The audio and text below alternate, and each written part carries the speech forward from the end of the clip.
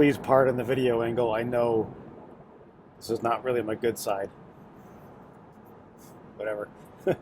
So I'm driving and I'm finding myself like getting some anxiety because I'm driving this same route and like stopping at the same gas stations as like family road trips in my previous lives, and like I'm really feeling that, and I'm just kind of wondering how you reconcile that type of thing if you deal with that, because living in California now, I'm so removed from those lives, and I've built this life down there, which I am just in love with.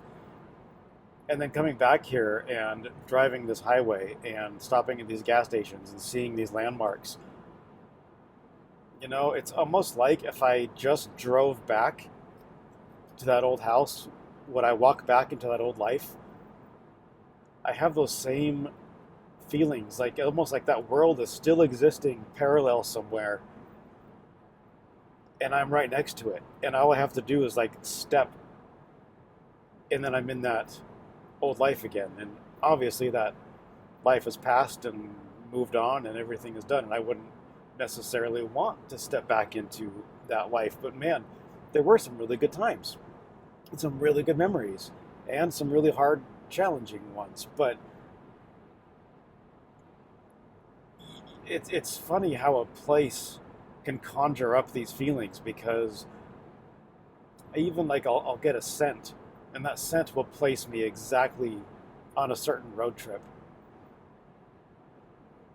with an ex-wife, with an ex-family, and I feel like I'm there. Like I feel like I could just, like I said, just drive back to that house and step into that life again. And it's a very strange feeling. And on this route, there have been some amazing memories and some super, super, like, life-changing, hard memories. And it's like they're all existing at the same time right now. And whew, it's a lot. It's a lot to process. So I just thought I'd make a video and kind of chat through some of that. And I can't imagine I'm the only one to feel feelings like that. But I haven't been up again this way and on this route in many years, and it's hard. Like I'm about to pass the little town where I would meet my ex-wife and do our kid exchange, and God, like, oh, it's a long story, and I'll tell you that sometime here too. But God, I miss them. And kids, if you ever find yourself watching this, I love you and I miss you, and I'm sorry, truly, I love you. Um, but yeah, all those feelings are surfacing, so it's definitely a lot to handle. It's good. I do, and that's funny. There's a car driving by on the other side that was the same car I drove back then too. Like it's 2008 Audi, like exactly, like it wasn't even the same color. Like, dude, I swear, like what is this universe? Like, was that me in a previous life, in a previous timeline? Like, man, I don't know. I don't know. I made a video earlier and I haven't posted it, but I'll just say it here too. That part of this trip is like I've been as extraordinary and as exciting as it is, and adventurous, and I'm seeing some amazing places. But it did bring up some sadness and some fear, and being out here all by myself and sleeping in the back of my car and not knowing exactly where I'm going to be next and how long I'm going to be out. Um, it just raised some emotion and some feeling in me, and as it would. And I told that to a really good friend of mine, a dear friend of mine, and she said, it's like the weather. Like those feelings are going to come in and they're going to pass, and you have to acknowledge them and you have to feel them and just let them pass through. And absolutely right. I mean, that's definitely a good lesson. Definitely a good lesson, because stuff is going to happen. I mean, what would we be if we didn't have our feelings and our fears and our hopes? Like all that stuff is what makes us us. We just got to lean on each other to help get through some of that stuff. And I definitely have some people I can lean on in those times, and I hope to be a person like that for somebody else, for friends too, if they need some assistance, some place to vent. I include you on that. Um, okay, so all that said, I really want to tell you about my Crater Lake experience. So, getting back into the magic and the positivity here, I was in the Oregon forest, and I had stopped at this little place called Diamond Lake and this trailhead up to a mountain, and I was not prepared because I didn't realize there was going to be so much snow out there, and so obviously I wasn't prepared to do like a snow climb up a mountain, not happening. Um, but while I was there, like in those 5 minutes I was there, what are the odds that these two guys would emerge like from the trailhead after doing the climb? They'd gotten there at 8 in the morning, did the full climb, and were just getting back to their car. What are the odds that that would happen in the same 5 minutes that I was there? It's just those little synchronicities that are happening on this trip that are just wild. And so I just said, hey, I'm up here from San Diego. Where might be some good places just to take some pictures? Where are some good viewpoints? And they're like, well, have you done Crater Lake? And I said, I haven't actually. It's on my list, and I know it's close, but I haven't done it. Partly because it's a national park, and there's an entrance fee, and I just didn't want to deal with that stuff.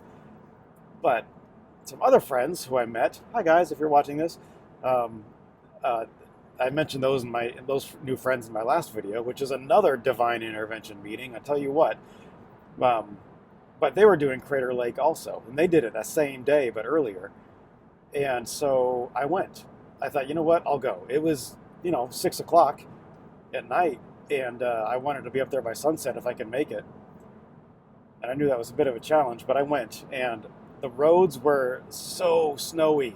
Like there was snow up to like over the top of my car, and it was it was cold, but I kept going up and up and up and up, and my GPS said I was going to get there just about 20 minutes before sunset, and so I was hoofing it to get up there, and I finally got to the gates of the national park, and the gates were open, but there was nobody there. I got there 7:40 p.m. or so. There's nobody there, and so I went ahead and drove up to the visitor center, but the visitor center was closed because of all the snow. Like literally, there was snow to the top of the visitor center. Like you couldn't even access it. So I didn't know exactly where to go, but I just drove really the only place I could and went up some more. Found a parking lot.